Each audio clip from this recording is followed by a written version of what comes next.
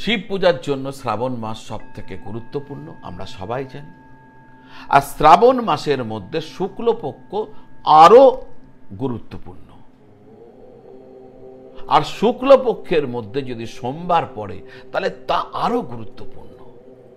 আর ওই সোমবারে যদি প্রদোষ তিথি থাকে তাহলে এর থেকে বড় মহাসংযোগ আর কিচ্ছু হয় না।